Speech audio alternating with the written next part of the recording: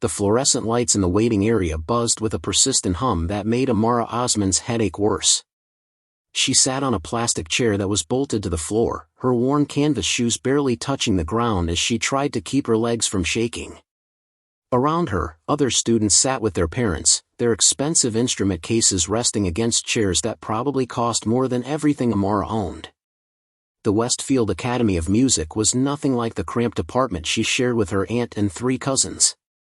The walls here were covered with portraits of famous alumni, all of them staring down with confident smiles. The carpet was thick and new, muffling the footsteps of administrators who walked past without looking at the scholarship applicants waiting their turn. Before we jump back in, tell us where you're tuning in from, and if this story touches you, make sure you're subscribed, because tomorrow, I've saved something extra special for you.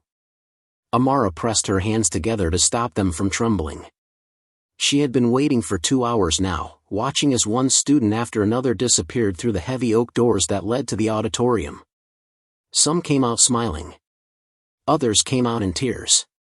All of them had parents waiting to comfort them, to tell them it would be okay, to promise there would be other opportunities. Amara had no one.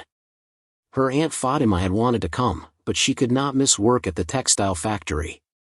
Missing even one shift meant they might not have enough money for rent this month.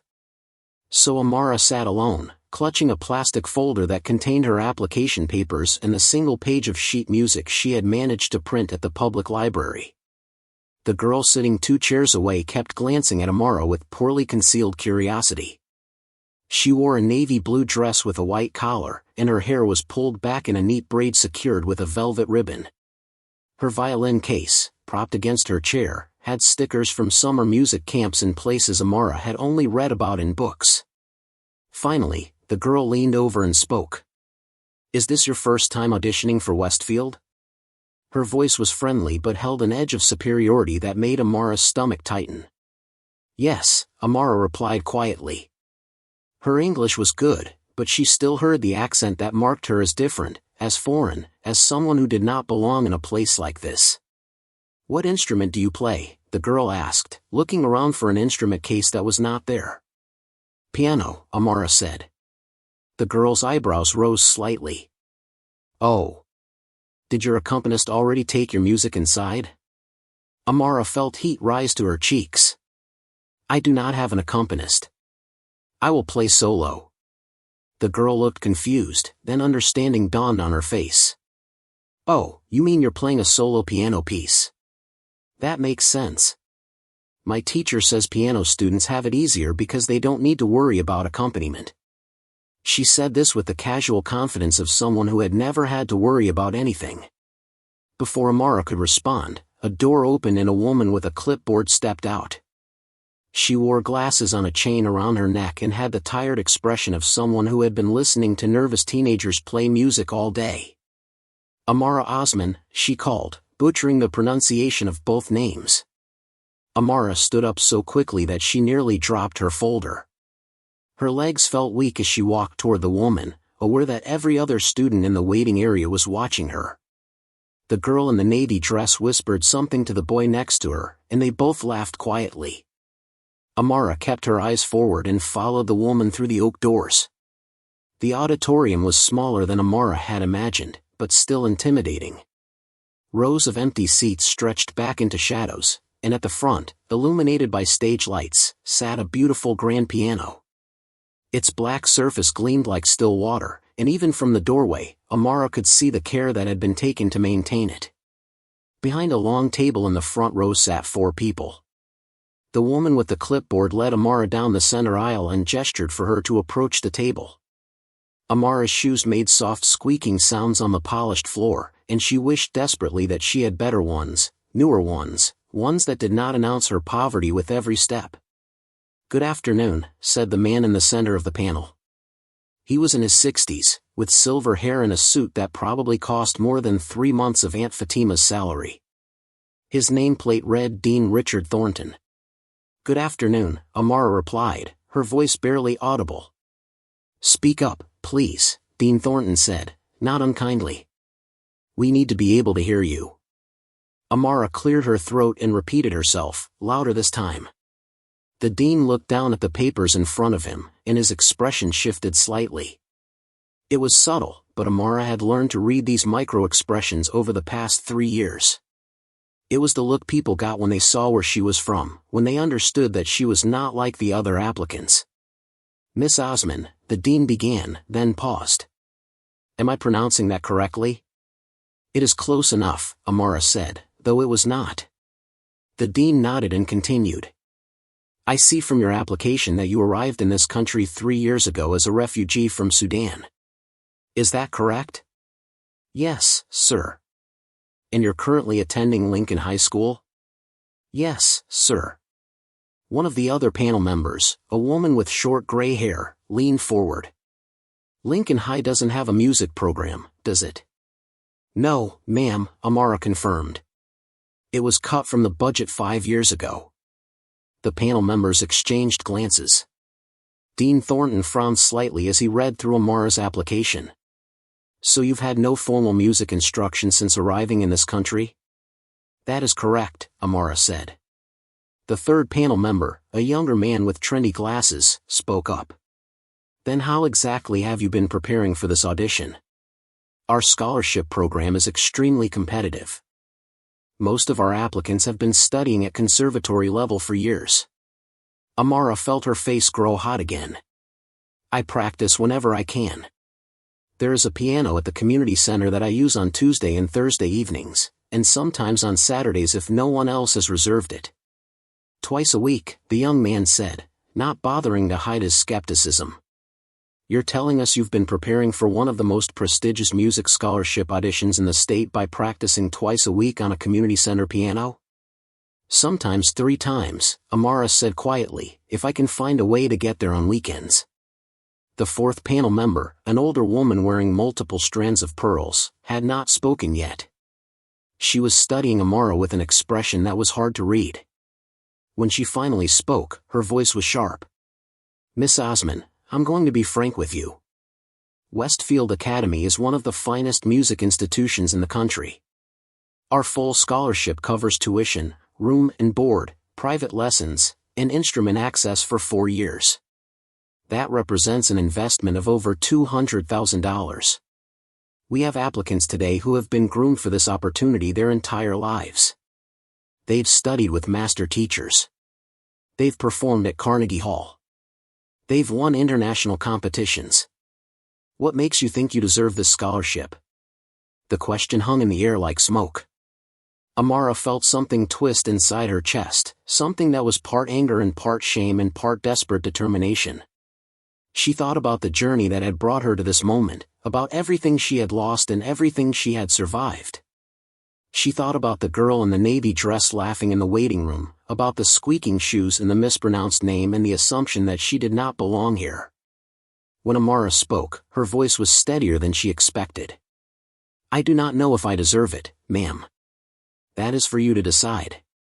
But I can tell you that music is not just something I do. It is how I survive. It is how I remember who I was before my world fell apart.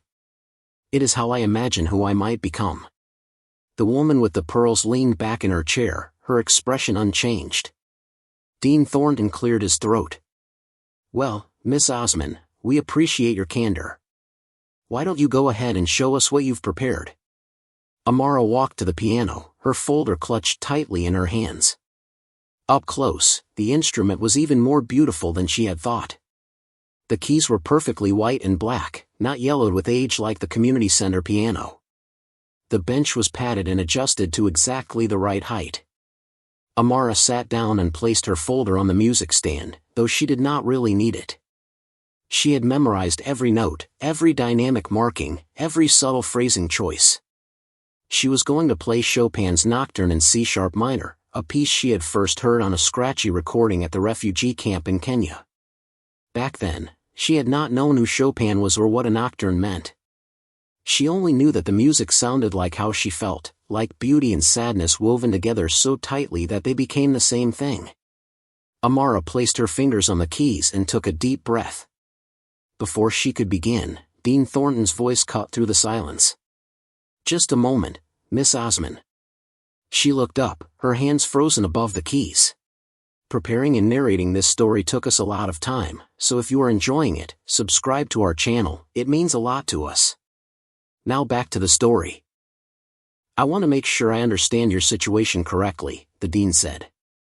You had formal piano training in Sudan, is that right? Yes, sir, Amara said. My mother was a piano teacher. She taught at the National Music Conservatory in Khartoum. And when did you last have a formal lesson? Amara's throat tightened. 3 years ago. Before we left. Before you became refugees, the dean clarified. Yes, sir. The dean removed his glasses and cleaned them with a cloth from his pocket. When he spoke again, his tone had changed. It was not cruel, exactly, but it was firm, the voice of someone who had made a decision and was now justifying it. Miss Osman, I'm going to be honest with you because I think you deserve that much.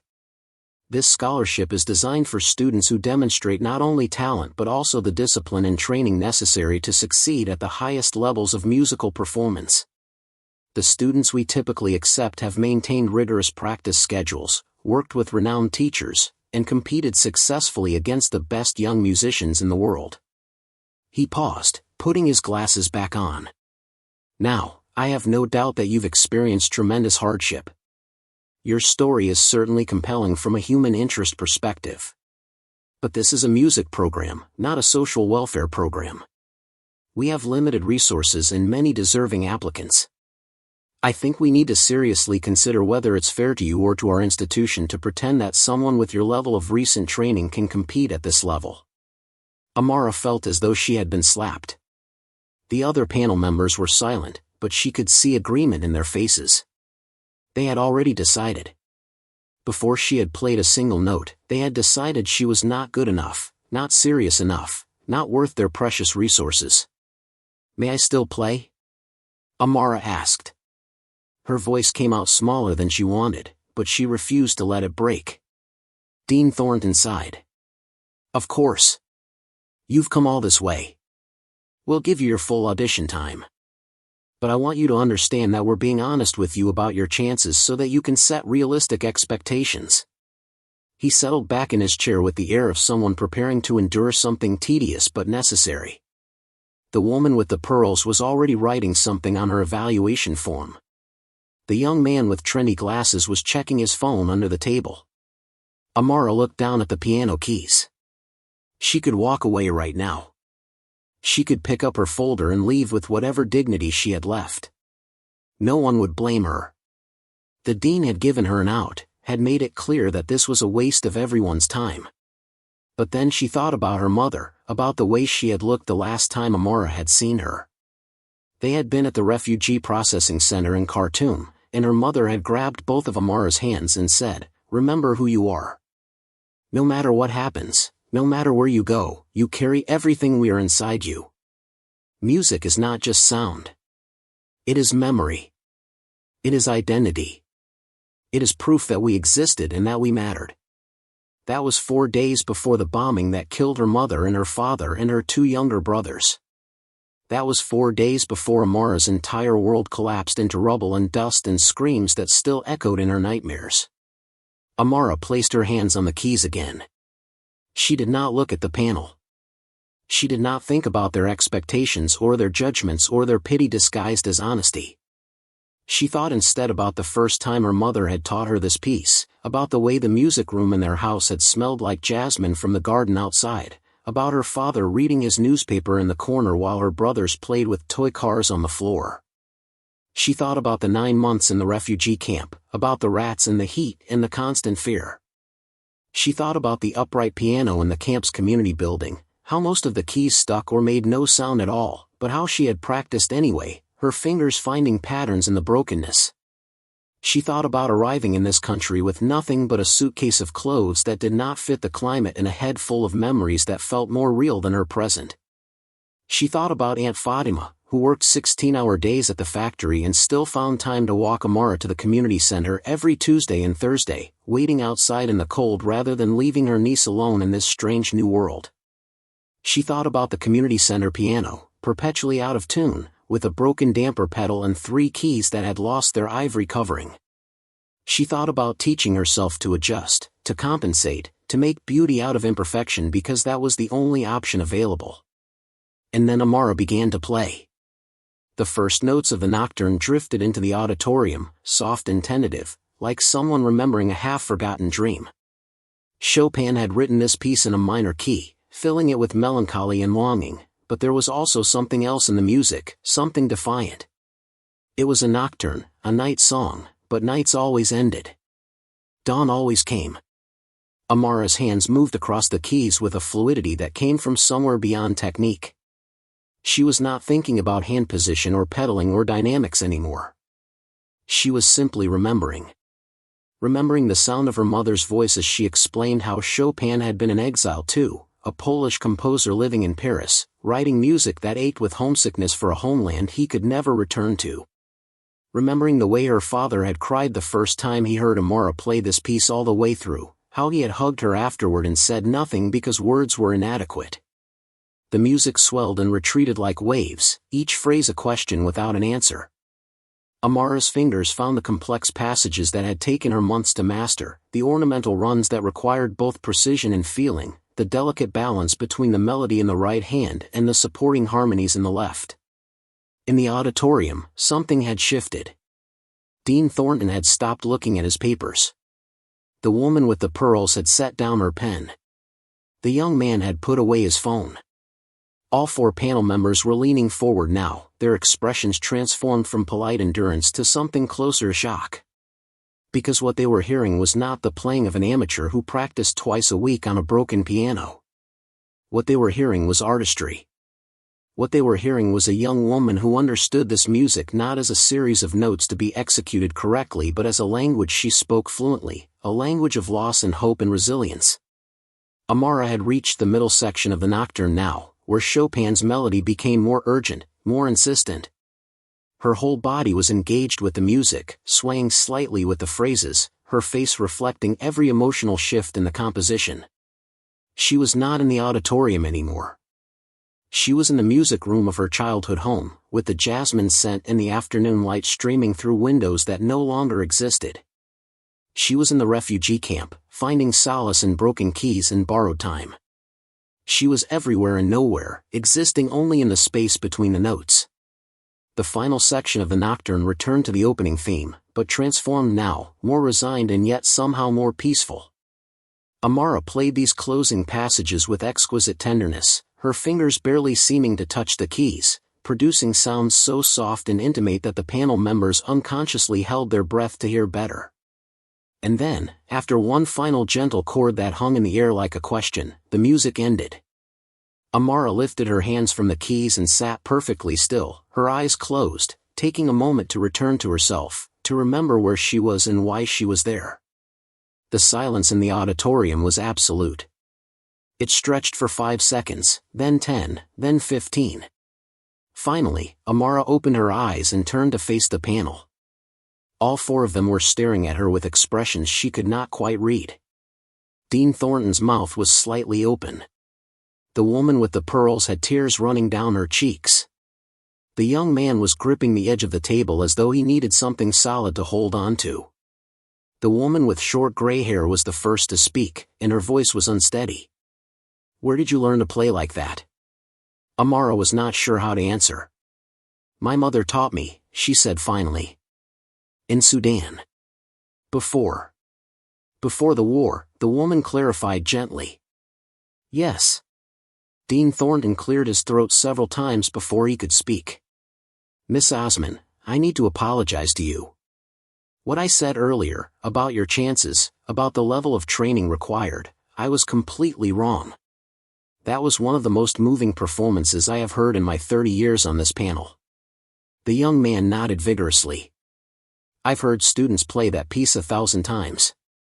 I've never heard anyone play it like you just did. It was like you were telling us a story, like every note meant something specific." "Every note does mean something," Amara said quietly. "That is what my mother taught me. She said that music without meaning is just noise, no matter how technically perfect it is." The woman with the pearls had composed herself somewhat, though her eyes were still glistening. "Your mother was clearly an exceptional teacher. I'm so sorry for your loss. Thank you, Amara said, because that was what people expected, even though the words felt inadequate and hollow. Dean Thornton was writing rapidly on his evaluation form now, his earlier dismissiveness completely vanished. Miss Osman, I have several questions. First, you mentioned you practice at a community center. What's the condition of that instrument? Amara hesitated. She did not want to seem like she was making excuses or fishing for sympathy. It is not in perfect condition, she said carefully. Some of the keys stick. The pedal does not work correctly. It is out of tune. And that's what you've been practicing on for 3 years, the woman with short gray hair asked. Yes, ma'am. But I am grateful to have access to any piano at all. The panel members exchanged looks that Amara could not interpret. Dean Thornton leaned back in his chair and studied her for a long moment. Miss Osman, I'm going to ask you something, and I want you to be completely honest with me. If you were awarded this scholarship, what would you do with it? What are your goals? Amara thought carefully before answering. This felt like a test, and she wanted to give the right answer, but she also knew that the dean had asked for honesty. I want to be a piano teacher, she said finally. Like my mother was. I want to teach music to children who might not otherwise have access to it. Children like me, who need music not just as entertainment but as survival. She paused, trying to find the words for something she had thought about many times but never articulated. In the refugee camp, there was so much suffering. People had lost everything, like me. But when I played the broken piano in the community building, people would come and listen. Even just for a few minutes, they could forget where they were. They could remember that beauty still existed in the world. Amara looked directly at Dean Thornton. That is what I want to do with my life. I want to bring beauty to places that need it most. I want to teach children that no matter what they have lost or where they come from, they can create something meaningful. Music does not care about your address or your accent or your immigration status. It only cares whether you have something to say. The young man was nodding enthusiastically. That's exactly the kind of mission statement we're looking for. Students who understand that music is about service, not just personal achievement. But the woman with the pearls still looked concerned. Miss Osman, I don't doubt your passion or your talent. What I saw today was extraordinary.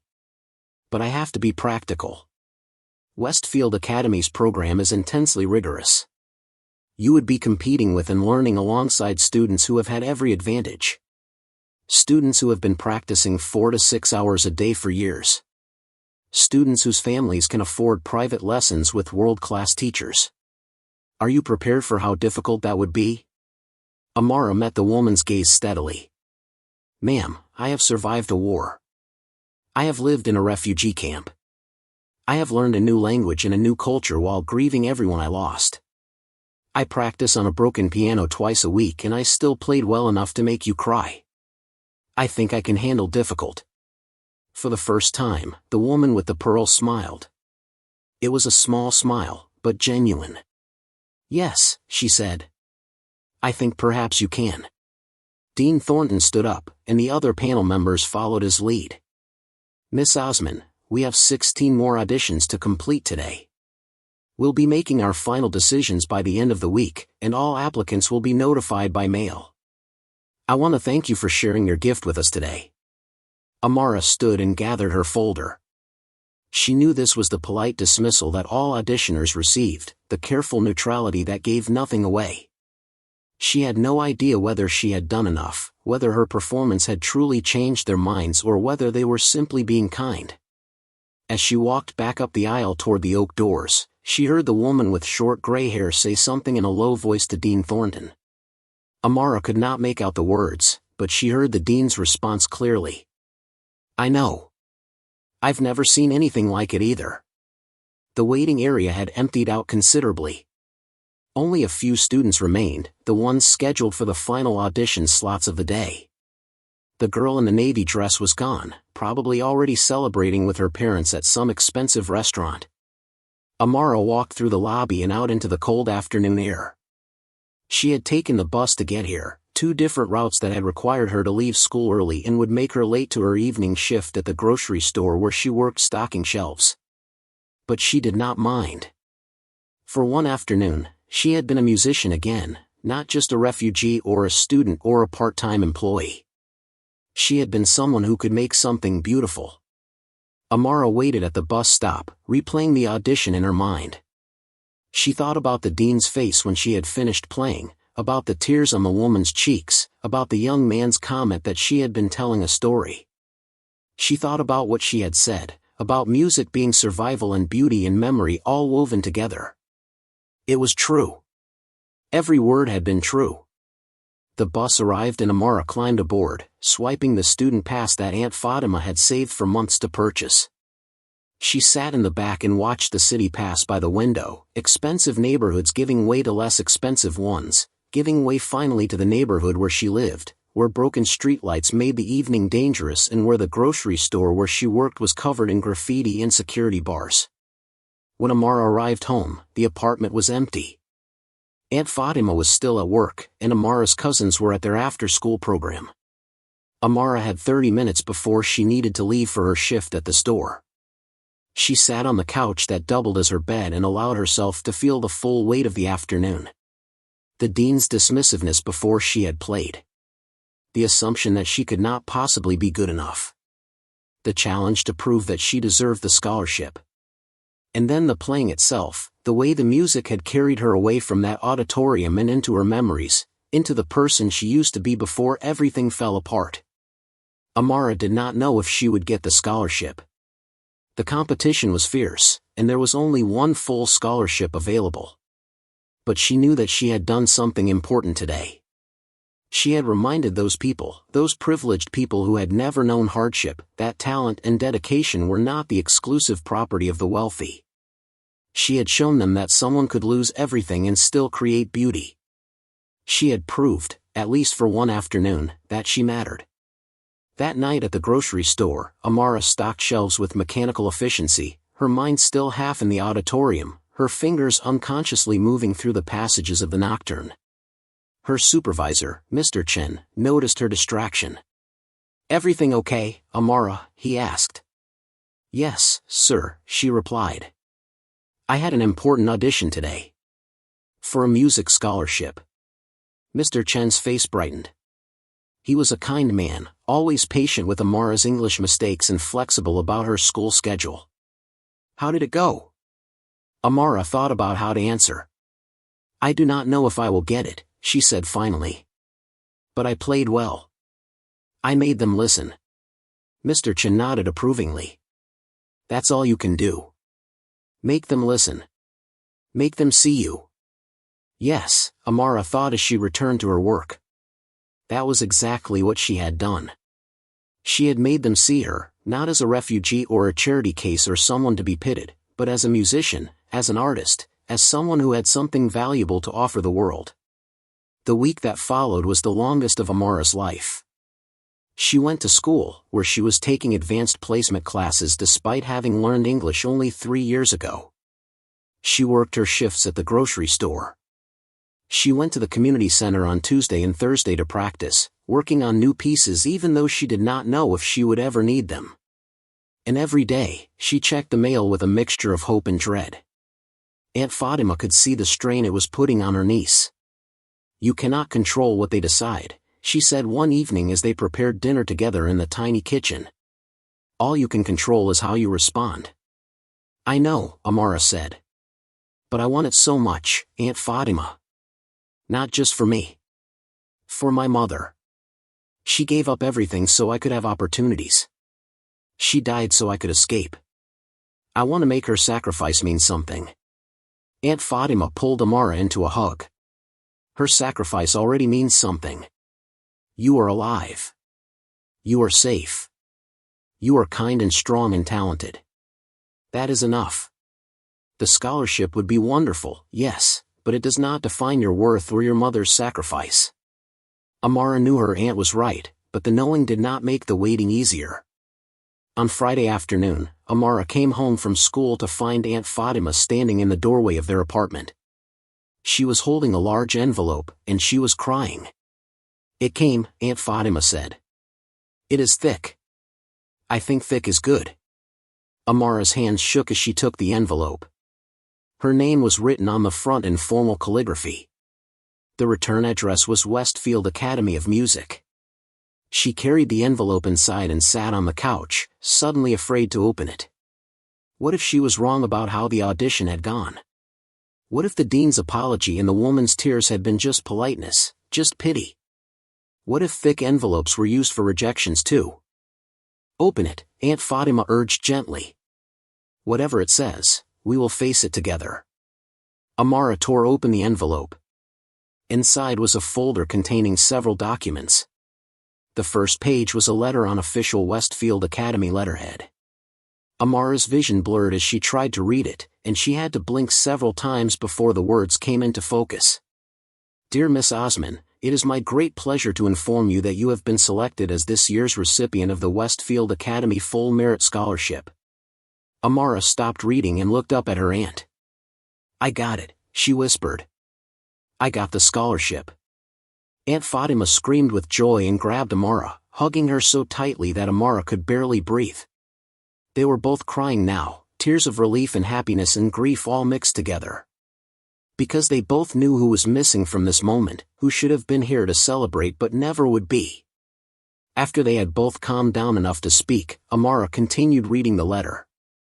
It explained that the scholarship covered tuition, room and board, private lessons, and access to practice rooms and instruments for 4 years.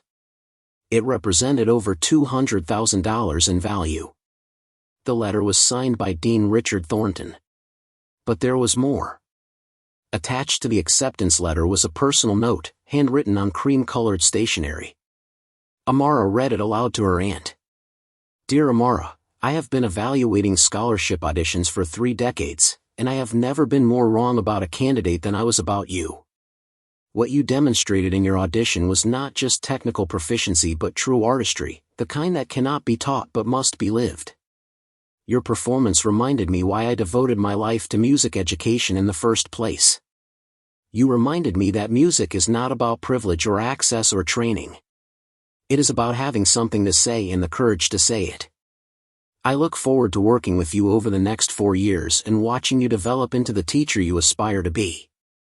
Sincerely, Richard Thornton. Amara set the letter down and looked around the small apartment that had been her home for 3 years. The couch where she slept. The kitchen table that wobbled on uneven legs. The window that looked out on an alley where homeless people sometimes sought shelter. This place had been safety and poverty and survival all at once. And now she was leaving it.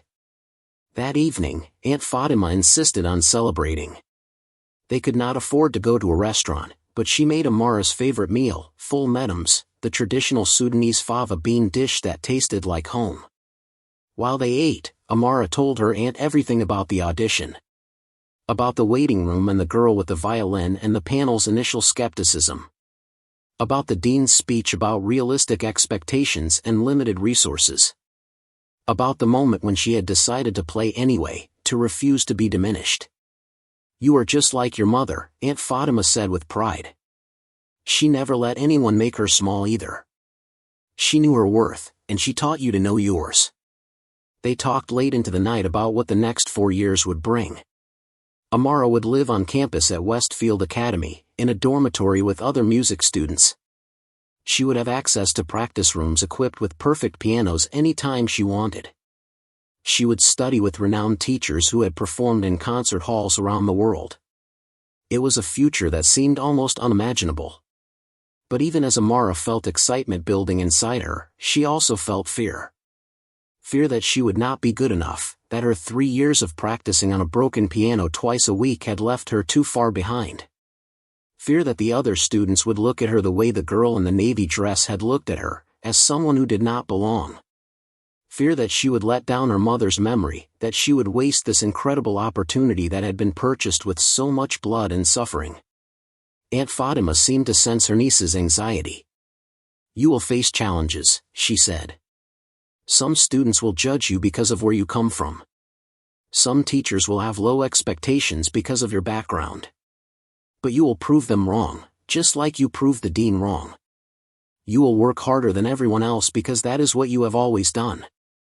And you will remember that you are not there just for yourself.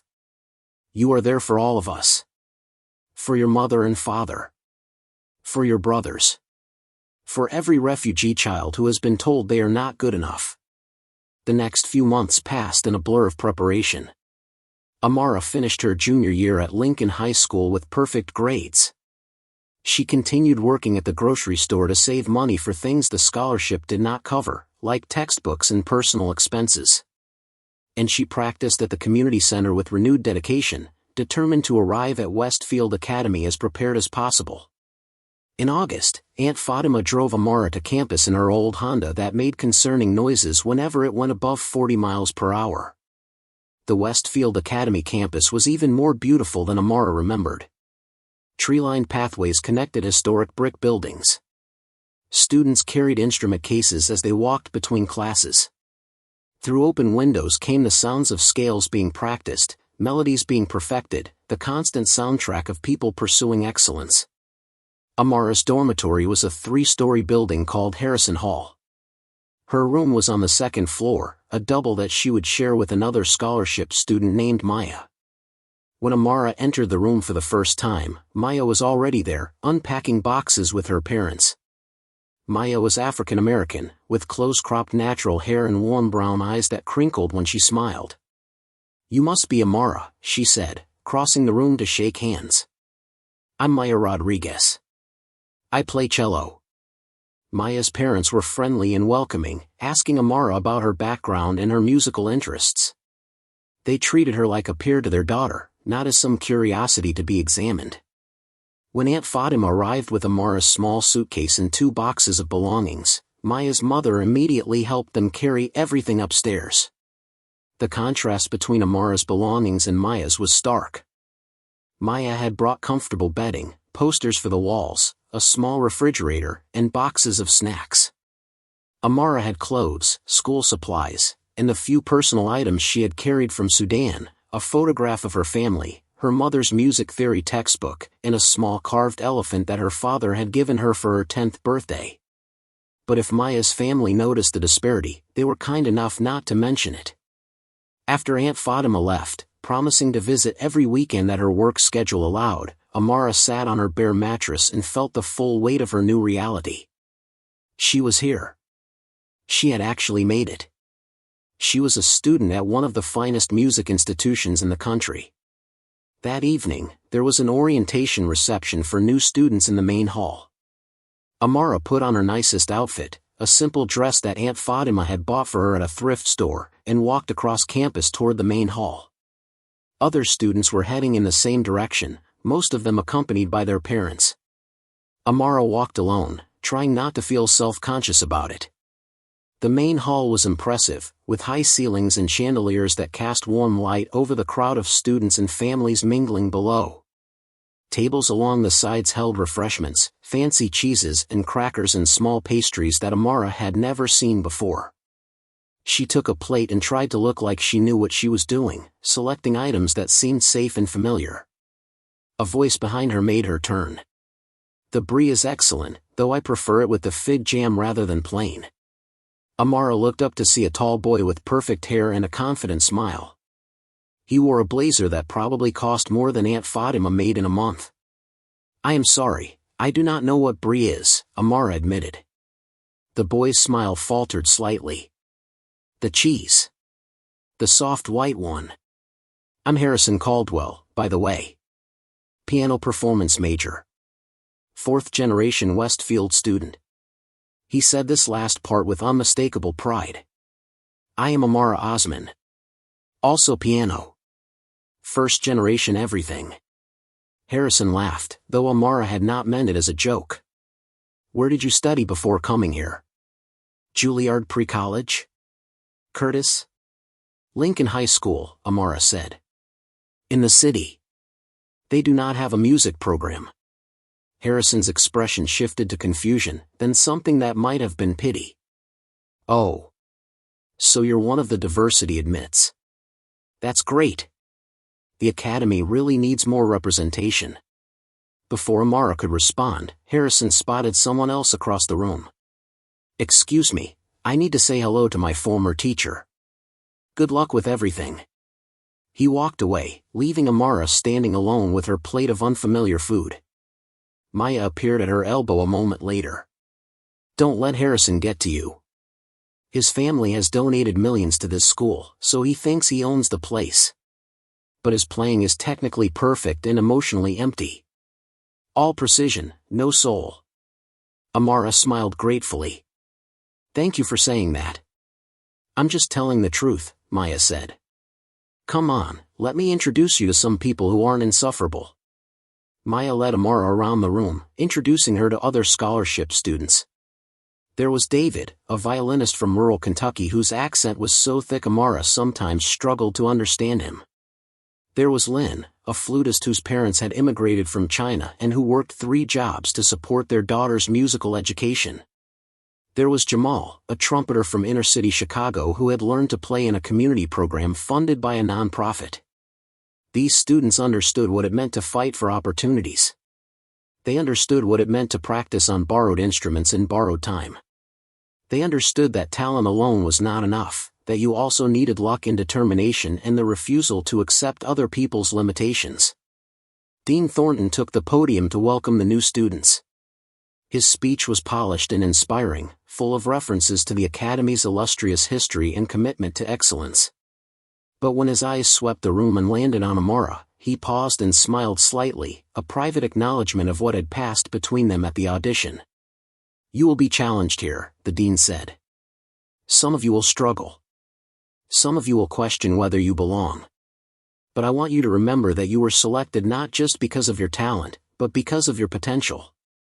We see in each of you the possibility of greatness, and it is our privilege to help you achieve it. After the reception, Amara walked back to Harrison Hall with Maya. The evening air was cool and smelled like cut grass. Around them, other students were laughing and talking, already forming the friendships that would sustain them through the demanding years ahead. Are you scared? Maya asked. Terrified, Amara admitted. I have been practicing twice a week on a piano that barely works.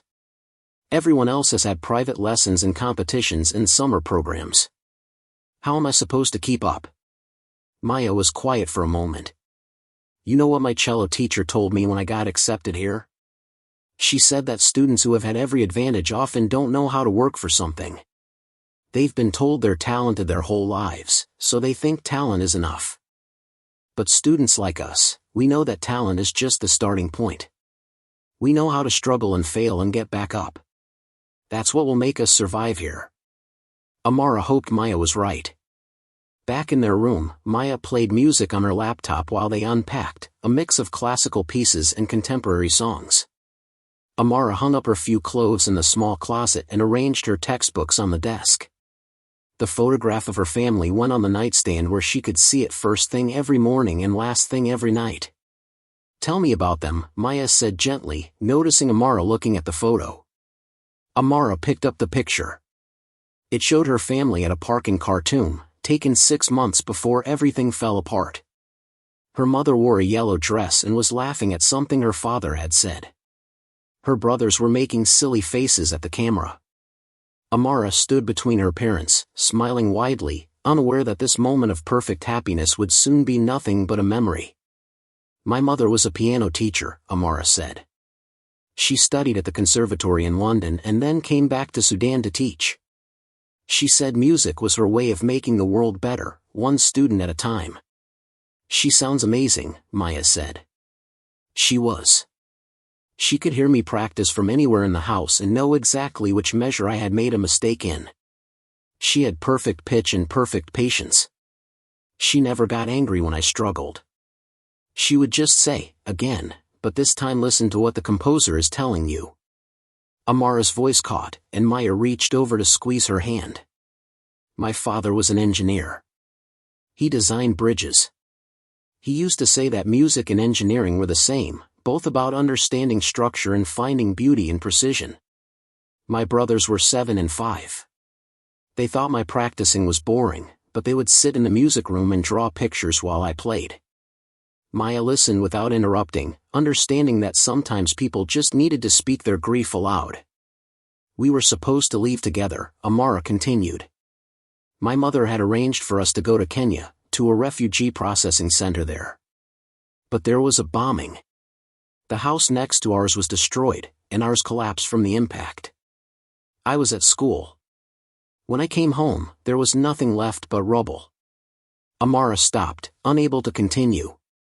Maya pulled her into a hug, and they sat like that for a long time, two young women who understood loss in different ways but who both knew what it meant to carry grief while trying to move forward.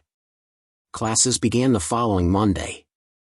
Amara's schedule was intense: music theory, ear training, piano literature, music history, and private lessons with her assigned instructor, Professor Elena Volkov. Professor Volkov was a renowned pianist who had performed with major orchestras around the world before retiring to teach. She was Russian, in her 60s, with sharp eyes that seemed to see everything. Their first lesson was scheduled for Tuesday afternoon in one of the practice studios in the music building. Amara arrived 15 minutes early, her nerves making it impossible to wait in her dorm room any longer. She stood outside the studio door, listening to the student before her play what sounded like a Rachmaninoff prelude. The playing was technically flawless, each note crisp and clear, the tempo perfectly steady. When the door opened, Harrison Caldwell emerged, looking satisfied with himself. He saw Amara waiting and nodded politely. "Good luck." "Professor Volkov is demanding but fair." "Well, mostly demanding." Then he was gone, and Amara was standing in the doorway of the studio, facing the woman who would shape her musical development for the next 4 years. Professor Volkov sat in a chair near the piano, her posture impossibly straight. She gestured for Amara to enter and close the door. "Sit," she commanded, pointing at the piano bench. Amara sat, her hands folded in her lap, waiting for instructions. Professor Volkov studied her in silence for what felt like an eternity. Finally, she spoke, her accent thick but her English precise. "I have read your file. I watched recording of your audition. I know your story, refugee girl who plays Chopin like she has lived 1,000 lives. Very moving. Very impressive. Now forget all of that." Amara blinked, not sure she had heard correctly. "Forget it?" "Yes. Your story got you here. Your talent got you here. But now you are here, and none of that matters anymore. What matters now is work. What matters is whether you are willing to rebuild your technique from foundation up. What matters is whether you have discipline to become not just good pianist, but great one." Professor Volkov stood and walked to the piano. "Play something for me. Anything you like. I want to hear what you can do." Amara chose the Chopin Nocturne again, the piece she knew best, the piece that had won her the scholarship. She played it the same way she had at the audition, with all the emotion and understanding she had developed over years of practice. When she finished, she looked at Professor Volkov hopefully, expecting praise or at least acknowledgement. Instead, the professor frowned. "You play with feeling. This is good. But your technique is full of problems. Your hand position is inconsistent. You have tension in your shoulders that will cause you pain if you continue. Your pedaling is imprecise. You have learned to compensate for bad piano, but now you must unlearn these compensations." Amara felt her face grow hot. "But the audition panel said I played well." "Of course they did. For someone with your limited training, you play remarkably well. But remarkable for your circumstances is not same as remarkable in absolute terms. You are no longer being judged against what you have overcome. You are being judged against standard of excellence." Professor Volkov's words stung, but Amara recognized the truth in them. She had been so focused on proving she deserved to be here that she had not thought about what would happen after she arrived. "So what do I do?" Amara asked. "You work. You practice correctly, not just frequently. You rebuild your technique muscle by muscle, finger by finger. You learn to hear yourself objectively instead of emotionally. And you trust me to guide you, even when it is difficult, even when you think I am wrong." For the rest of the hour, Professor Volkov worked with Amara on basic technique exercises. Hanen scales and arpeggios, the kind of fundamental drills that Amara had thought she had moved beyond years ago. The professor corrected her hand position, adjusted the height of the bench, showed her how to engage her core muscles to support her arms. It was frustrating and humbling, being treated like a beginner when she had thought of herself as an advanced player. But Amara bit back her pride and did what she was told. When the lesson ended, Professor Volkov gave Amara a practice schedule. 2 hours every morning before classes. 2 hours every evening after dinner. Weekends, 4 hours each day. All of it focused on technique exercises, with no actual pieces allowed until Professor Volkov was satisfied with the fundamentals. But that is 6 hours of practice every day, Amara said. That is what it takes to be excellent. If you are not willing to do this, tell me now and we will not waste each other's time. Amara thought about her mother, about the sacrifices that had been made so she could have this opportunity. She thought about the other students who would have gladly taken her place. She thought about what she had told the audition panel, about music being survival and identity and proof that she mattered. I will do it, Amara said. Professor Volkov nodded. Good. I will see you next week. Do not disappoint me. Amara left the studio feeling shaken. She had expected encouragement and support, not criticism and grueling practice schedules.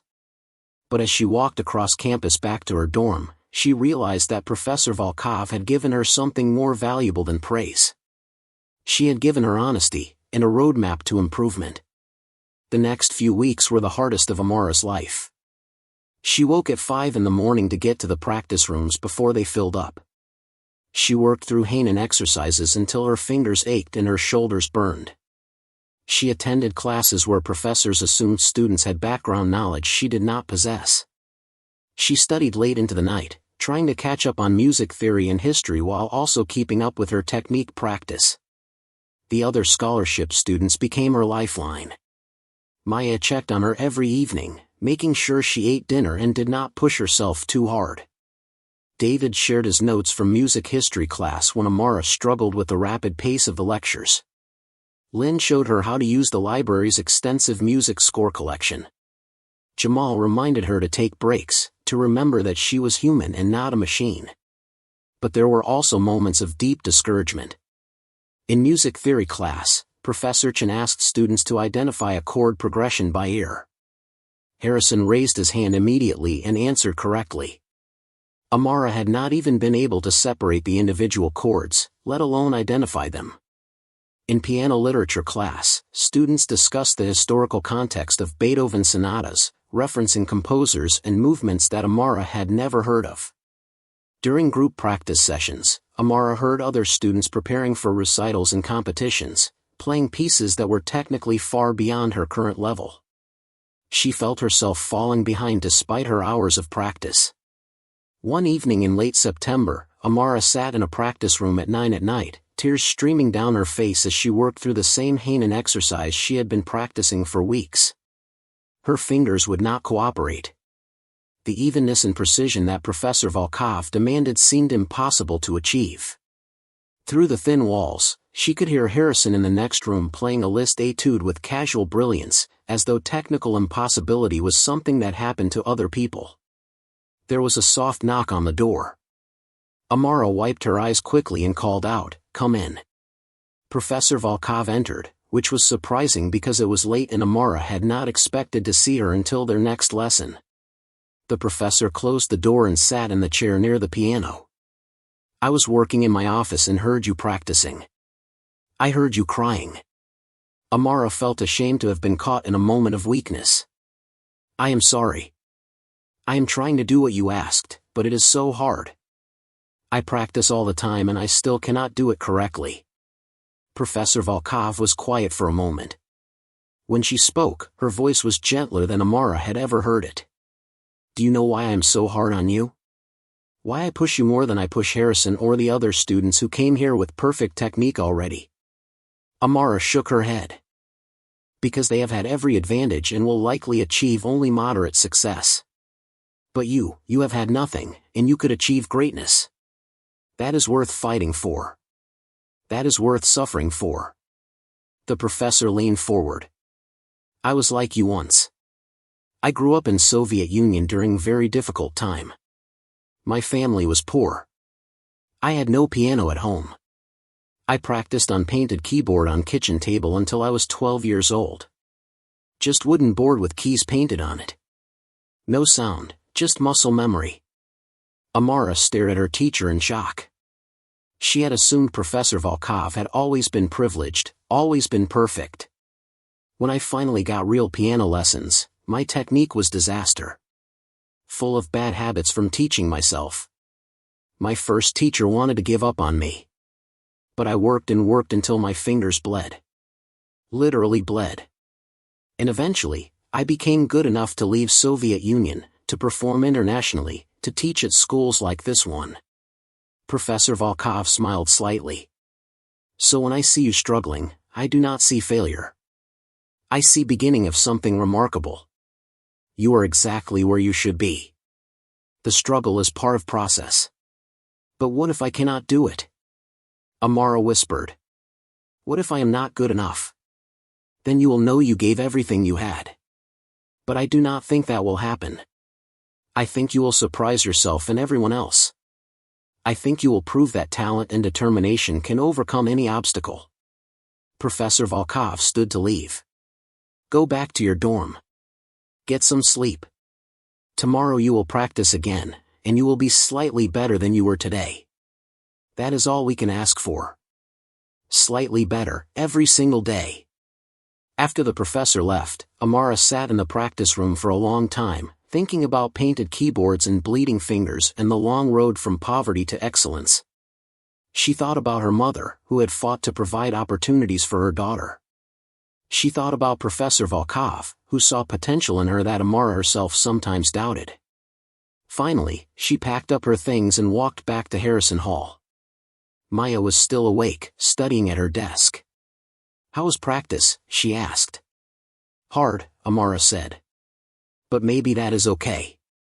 As October arrived, Amara began to notice small improvements. The Hanan exercises that had seemed impossible started to feel more natural. Her fingers gained strength and independence.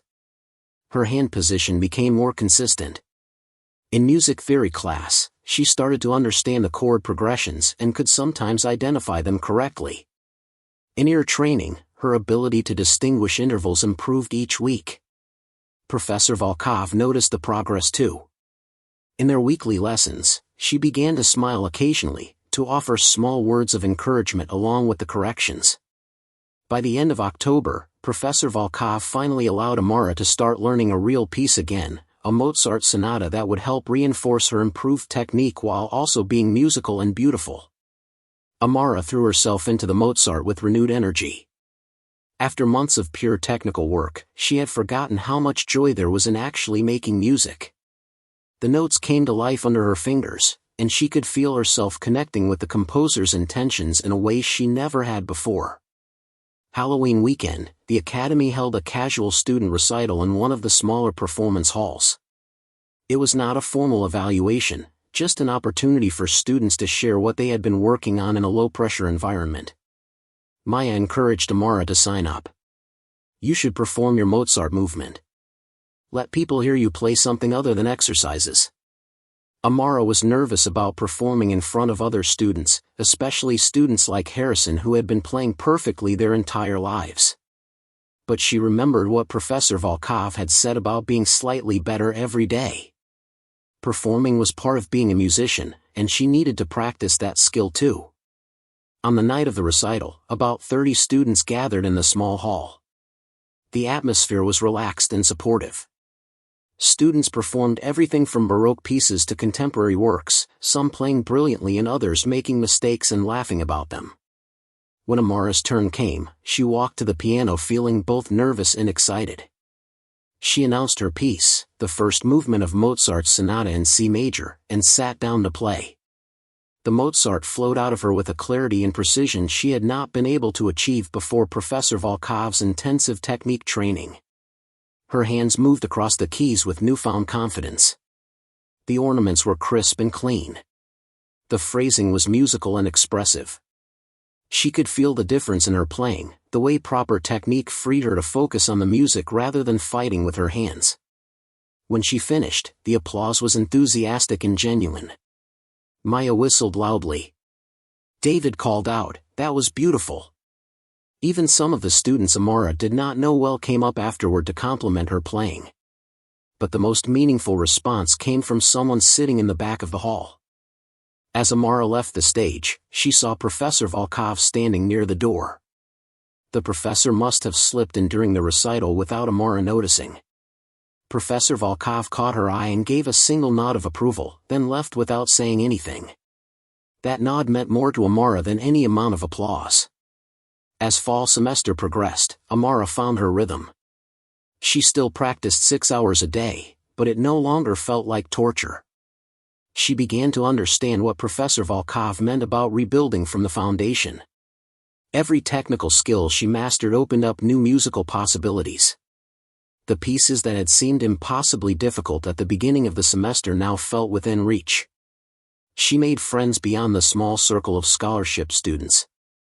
Some of her classmates were genuinely kind and interested in getting to know her.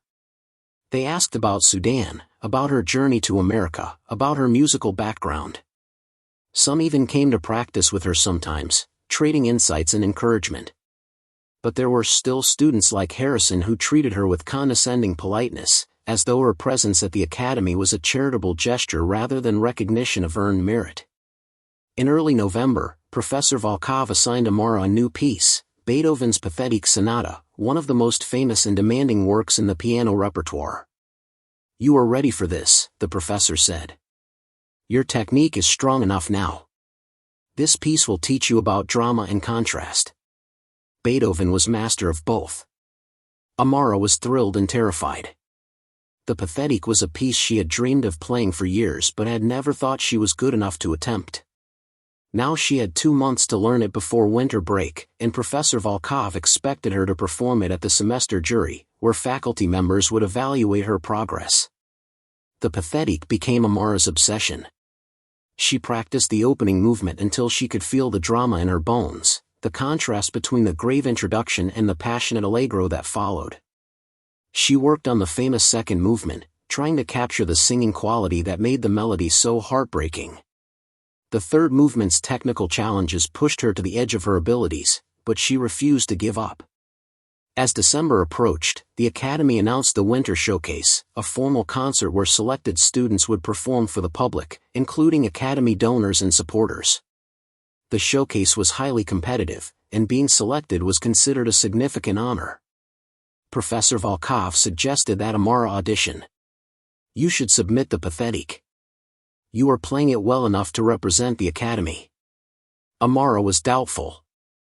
"But I have only been working on it for a month. Other students have been preparing showcase pieces all semester. Other students have not improved as much as you have. They started the semester playing at 80% of their ability. You started at 50% and are now at 75%. Your growth is what makes you interesting." The showcase auditions were held the first week of December. Amara signed up for a time slot and tried not to think about how many students would be competing for the limited performance spots. When her audition time came, she entered the same auditorium where she had performed for the scholarship panel 4 months earlier.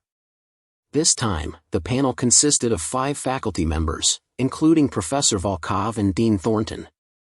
Amara sat at the piano and allowed herself one moment of memory.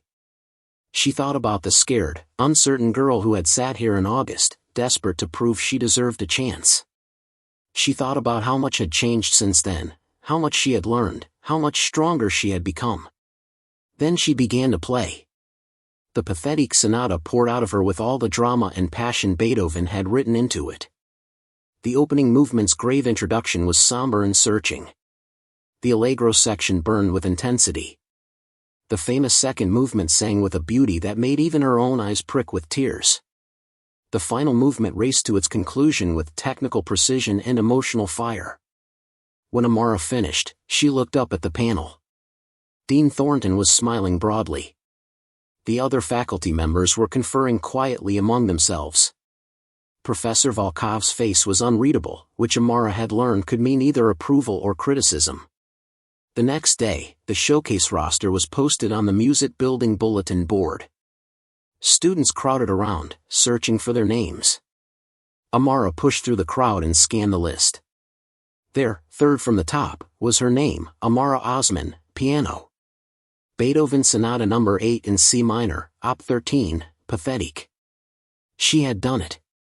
She had been selected to perform in the Winter Showcase, representing the Academy alongside some of its most accomplished students.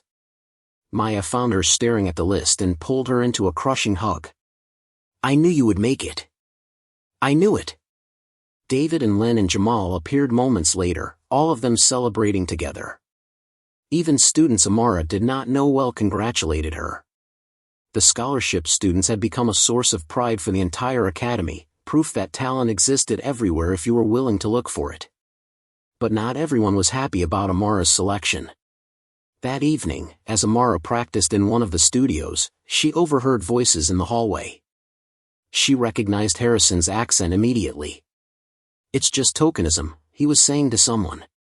"The academy wants to look progressive, so they put the refugee girl in the showcase even though there are students who have been here for years and never gotten selected.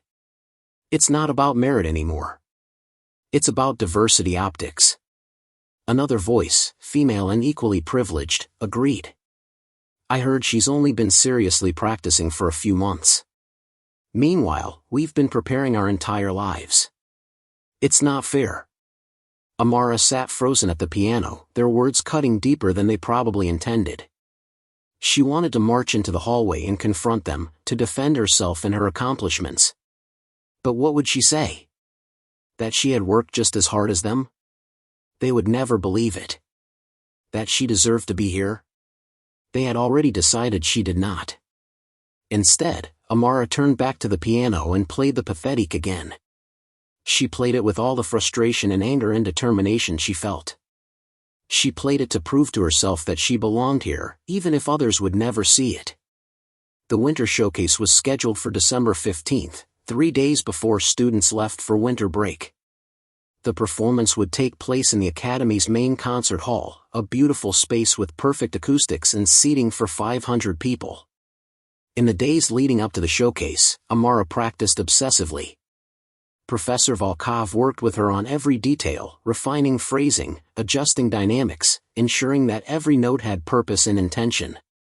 "You are ready," the professor told her on the day before the concert. "Now you must trust yourself. Trust your preparation. Trust that you have earned this opportunity." The night of the showcase, Amara stood backstage waiting for her turn to perform. She wore a simple black dress that Aunt Fatima had bought for her, and her hair was pulled back in a neat bun. Through the curtains, she could hear the murmur of the audience taking their seats. Maya performed before Amara, playing a Bach cello suite with such maturity and depth that Amara felt proud to call her friend. When Maya came off stage, she squeezed Amara's hand. "You've got this. Go out there and show them who you are." Then Amara's name was called. She walked onto the stage, and the lights were so bright she could barely see the audience. But she knew they were there. She knew that somewhere in that crowd were Dean Thornton and the other panel members who had given her this chance. She knew that Aunt Fatima was sitting in the third row, having taken the evening off work for the first time in months. She knew that Professor Volkov was in the wings, watching to see if her teaching had been successful. Amara sat at the concert grand piano, adjusted the bench, and placed her hands on the keys. For a moment, she let herself remember everything that had brought her to this point. The music room in Khartoum with the jasmine scent. The broken piano in the refugee camp. The community center piano with its stuck keys. The long journey from there to here, from being invisible to being seen. And then Amara began to play the Pathetic Sonata, and nothing else mattered. The music filled the concert hall with its drama and beauty. The grave introduction unfolded with perfect control. The allegro section blazed with passionate intensity. The famous second movement sang with a simplicity that belied its emotional depth. The final movement raced to its conclusion with technical precision and dramatic flair. When the last chord faded into silence, there was a moment of stillness. Then the audience erupted into applause. Not polite applause, but the kind of genuine, enthusiastic response that said the performance had truly moved them. Amara stood and bowed, and the applause grew louder. She looked into the audience and saw Aunt Fatima crying. She saw Dean Thornton on his feet, leading a standing ovation. She saw other students, even Harrison, standing and clapping. As Amara left the stage, Professor Volkov was waiting in the wings. The professor's eyes were bright with emotion. That, she said simply, was excellent. Not good for someone with your background. Not impressive considering your circumstances. Just excellent. Period. Those words meant everything to Amara. She had not just survived the semester. She had thrived. She had proved that she belonged here not because of diversity initiatives or tokenism, but because she was genuinely talented and hardworking and capable of excellence. 2 years later, Amara stood in Professor Volkov's office holding an acceptance letter from the Manhattan Conservatory's graduate program with full funding. She had transformed from uncertain refugee to accomplished pianist. Dean Thornton offered her a teaching position at Westfield's outreach program, working with underprivileged students. Amara accepted immediately. She would teach children like herself that circumstances do not define potential. Her mother's dream lived on through her. Music had saved her, and now she would use it to save others. Harrison approached after her senior recital, apologizing for his earlier dismissiveness. Amara forgave him gracefully. She had nothing left to prove. Up next, you've got 2 more standout stories right on your screen. If this one hit the mark, you won't want to pass these up. Just click and check them out.